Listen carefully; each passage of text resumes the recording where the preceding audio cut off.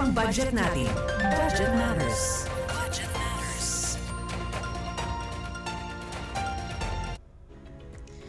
Yan, bidang-bida. Alam mo, bidang-bida ngayong linggo ang Region 5. No? Tulad Yes. nga po ng nabanggit namin sa ating budget news kanina, nandun ngayon si Secretary Mina, nasa Region 5 po si Budget Secretary Mina Pangandaman para po sa ilang mga programang inilulunsad po doon ng DBM. Oo, ito yung naibalita sa ating kanina ni Aaron Pantig na full force USEC yung DBM at mga kinatawan ng Region 5 this weekend dun nga sa Region 5. Kaya talagang maswerte tayo ngayong gabi, lalo na kasi nasingit tayo. Alam ko sobrang busy nitong taong to, lalo na nandun sa kanya, siya ang host ngayon ng Sa ating lugar nila. buting secretary at ng mga officials ng DBM. Buti na lang nasingit tayo ng regional director ng DBM sa Region 5. Yan ay walang iba kundi ang nag-iisa at busy today na malapit na ring mag-birthday. Oo si nga. Director Antonio or Tony Villanueva Jr. So he joins us live from Legazpi City via Zoom. Magandang gabi po, Director Tony, and welcome sa Usapang Budget natin. Magandang gabi, Director Tony. Magandang gabi, AR and Music Goddess, ma'am. Magandang gabi sa inyong lahat. Magandang gabi, sir. Nako poging-pogi tayo ngayon Mukhang hindi halata na nasi-stress kayo Kayang-kaya, ma'am. Ayun. Sabay tayo dyan, mga taga-DBM.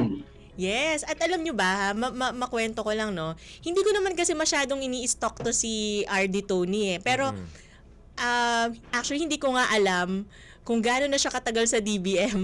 Hindi, pero... Yung pinag-uusapan natin kanina. Oo, pero alam mo ba, isang trivia, hindi ko pa siya sinustalk sa lagay na to, pero alam nyo ba mga kababayan, as of today, si RD Tony, he is serving DBM for 44 years, 2 months, and 6 days. As of today yan, As of today, his 45th year in DBM will be on March 15, his birthday and date of retirement. Ano ibig sabihin Wow. yan, Director Tony? From the start, pagka-graduate nyo, ano ba yan? Dito na ba kayo o meron pa kayong ibang pinanggalingang trabaho? Right after graduation naghanap ako ng trabaho, nakapasok pa ako ng counting panahon sa broadcasting dito sa local. Uy, bro. Boses Then, na kasi yung boses, ako no? ng high school. Then after that, dito na talaga ako. First government service ko, DBM talaga. Ayun. 2 taon pa lang ang DBM na tinatag. So talagang pioneer employee po kayo dyan sa Region 5, no, RD? Yes, ma'am. Malaki na po ba, RD, yung pinagbago ng DBM noon at DBM ngayon? Dyan, as far as Region 5 is concerned. Sobrang-sobra po. Ang laki na ng coverage namin. Pagkatapos, as to physical improvement of our office, ang ganda na po ng development ng DBM Regional Office number 5. Opo. Ay RD, sorry, bago tayo magtungo dun sa sa ating discussion on a more serious note, no.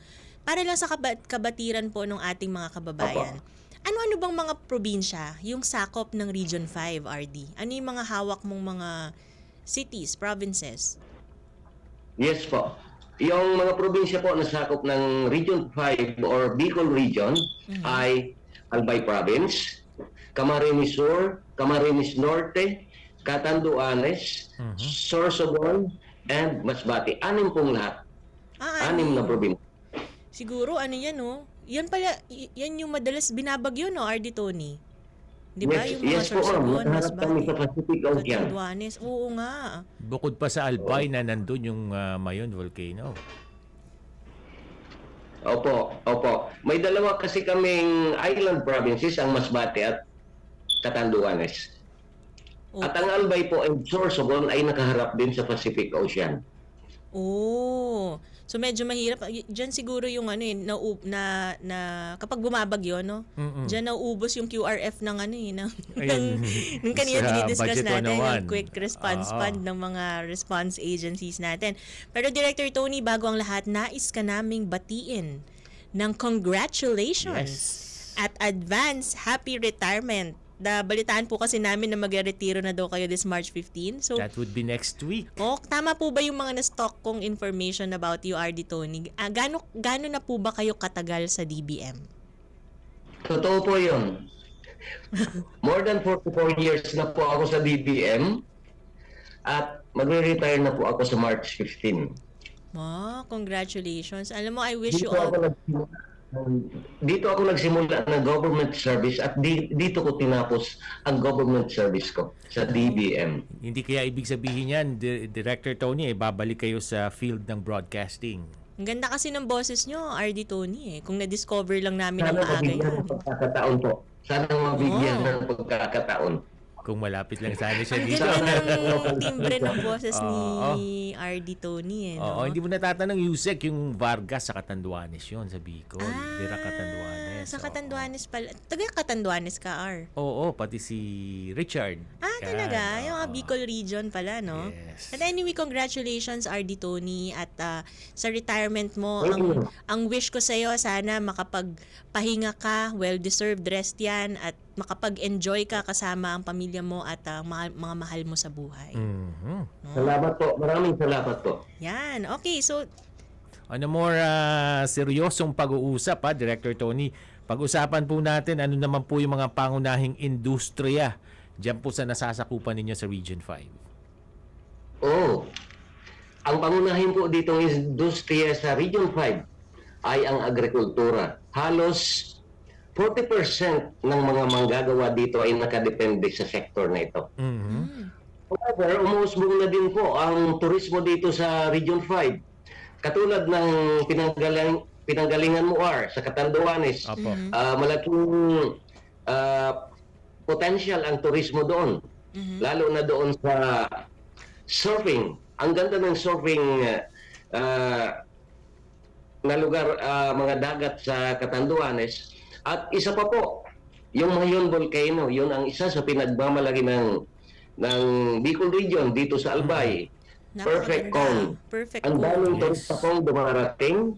And sa Sorsogon po, yung Butanding po, yung pinagdadayo ng mga local tourists at foreigners na makita sightseeing ng Butanding. Yung whale shark, no? Whale shark. Opo, Direct Tony, yung sa Sorsogon, kung hindi ako nagkakamali, meron ding active volcano diyan, di ba?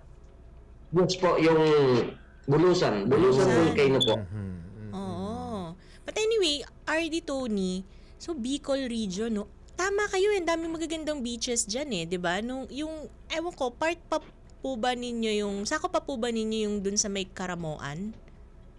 Ay, opo. Oh, Nasa napakaganda. Camarines Sur po yun. Camarines Sur, no? Actually, yan yung Opo. mga hidden, parang medyo naririnig-rinig. Pero kapag nabisita ng mga kababayan natin yan, I am sure babalik-balikan nila. Napakaganda ng place na yun, Yes. At dahil sinabi niyo Yusek, ngayong paparating na summer season, siguradong maraming pupunta diyan. Oo, then worth it talaga. Opo. Parang instead na makipagsiksikan ka sa ibang mga matataong mga beaches, dyan ka, Correct. punta ka sa Karamoan, napakaganda ng lugar. Anyway, RD Tony, alam namin sobrang busy yung naging araw ninyo ngayon. So tanungin ko lang po, kamusta po ba yung mga ganap dyan? Ano po ba yung mga nangyari dyan sa Region 5 ngayong araw kasama si Sec Mina? Nagsimula po yung okasyon dito sa Region 5, lalo na sa DBM. Nagsimula nung Petsa 6. Okay. Nagsimula po yung training sa Public Financial Management Competency Program. Then, ngayon pong araw, dumating si Secretary Mina kahapon. Doon naman tayo sa OGPNAS, yung Open Government Partnership. And nagkaroon din tayo ng regional coordination meeting. Ang dami pong bisita ng regional office ngayon, DBM. Lahat ng regional directors, assistant regional directors ng DBM, at mga directors ng central office. Dito po ginanap yung quarterly, first quarter, regional coordination meeting sa napakagandang syudad ng Legazpi. Ano po bang ginagawa, RD Tony, sa RCM? Ano pong Ay, usual na yung mga RCM pinag-uusapan po? Opo. Linalahukan po ito ng mga regional and bureau directors na naglalayo mapag-usapan ang mga programa ng buong ahensya ng DBM para mapabilis po ang pagbigay ng serbisyo ng ating departamento sa ating mga kababayan. Yan po ang pinag-uusapan palagi sa regional coordination meeting. Oh, very nice. Ngayon po na-mention nyo yung pinag-uusapan yung mga programa. Nais kong marinig at syempre alam ko nais marinig ng ating mga kababayan. Kung ano po ba, RD Tony, yung mga priority programs and projects dyan sa Region 5? Yes po, ma'am. Yung mga programs and activities ng Region 5 ay napakarami po. Especially po sa capacity development ng ating mga local government units. Okay. In view of the Mandanas Garcia ruling, talagang naglilibot po kami. Katulad ng nakaraang taon, naglilibot po kami sa lahat ng mga probinsya sa Albay para turuan ng ating mga local budget officers sa tamang paggawa ng kanilang budget, sa tamang pag-execute ng kanilang budget, at tamang-tama po dito sa programa ng DBM, especially sa pamumuno ni Secretary Mina, yung open government partnership, Yes. openness and transparency sa lahat ng ginagawa ng ating gobyerno. Yan po ang pinaka-tutok namin ngayon. Especially po, may bago tayong budget operations manual, nagro-roll out kami. And not only that po, sa procurement law, dito po nakasalalay ang BUR o ang tamang paggasto ng binibigay na pondo ng ating gobyerno sa mga ahensya ng gobyerno para mapakinabangan ng ating mga kababayan. Opo, tama po yan kasi lagi ko pong naririnig si Secretary Mina kapag talagang china-champion niya yung procurement yung higher utilization rate ng ating mga government agencies. Yes. Lalong-lalo na, ayan, yung sa mga LGUs din, in line with the full devolution. 'Di ba? Kasi nga po, paano mo naman i-expect kasi na makakapag-procure o makakapag-implement ng project ang isang city or province kung kulang nga dun sa kapasidad to procure. Kasi marami tayong mga LGUs na ngayon medyo nahihirapan pa binibigyan ng pera, no? Binibigyan ng pondo, nilalaanan ng malaking pondo. Ang nagiging problema, hindi nila alam kung paano gagastusin yung pondo na yon. Kasi nga may mga certain procedures, 'di ba? Alam naman natin ang procurement, yan yung isa sa mga na-identify na bottlenecks when it comes to budget utilization. So, grabe, no? Ngayon sinasabi ni RD Tony na talagang nag-iikot sila to equip or capacitate our LGUs, which is a very very very meaningful, no, activity and program, kasi yun nga tama na diyan nakasalala yung BUR ng ating Yes. Oo, kasi pag hindi nila na procure, hindi nila magagastos yung pera. Pag hindi nila nagastos yung pera, hindi nila ma-implement yung project. So pag hindi nila na-implement yung project, walang maaasahang improvement o walang malalasap na pagbabago yung ating mga kababayan. Opo, Director Tony, hindi po kaila sa lahat. Kanina nabanggit nyo na rin naman, no? Yung Bicol Region madalas nakakaranas ng natural disasters. Yan yung mga bagyo, pati na yung mga posibleng pagsabog ng bulkan. Nandyan yung Bulkang Mayon, yung Bulusan. Gaano po ba kaimportante, Director, yung pondo sa pagresponde doon po sa mga ganitong panahon ng kalamidad? Yan po ang kailangan ng ating region. Ang sapat na alokasyon ng pondo sa pagresponde sa panahon ng mga kalamidad tulad ng volcanic eruption.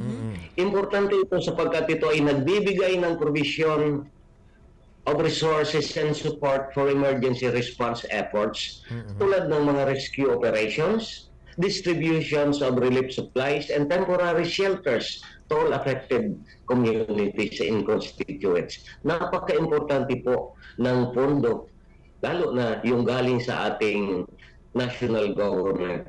Opo. However, our approach must also be proactive by investing.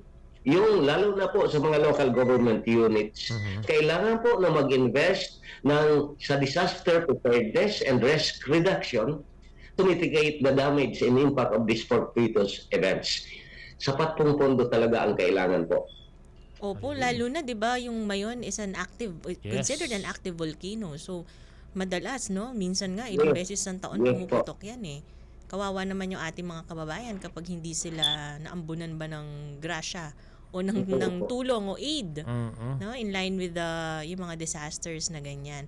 So RD Tony, alam po namin na sobrang busy kayo ngayong araw at alam ko baka mamaya inaantay na kayo ng Sekmina dyan. Talagang naisingit nyo pa kami sa inyong oras.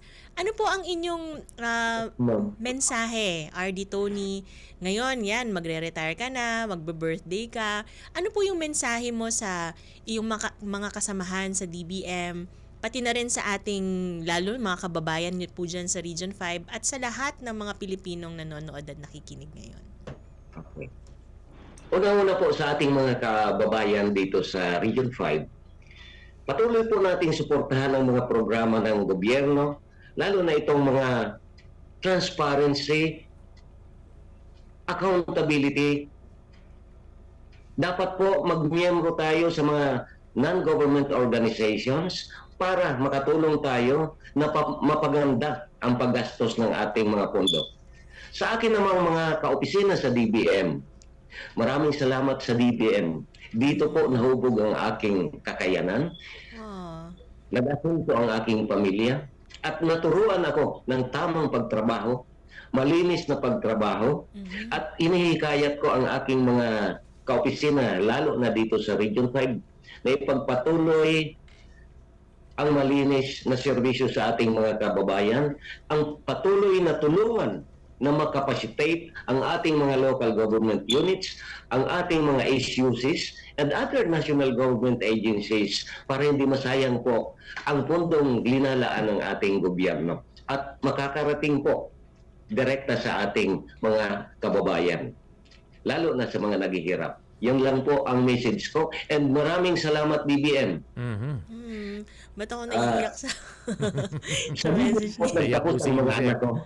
Maraming salamat. Opo, DBM. di ba? Kasi syempre, talagang sabi niya kanina na DBM ang humubog sa kanya.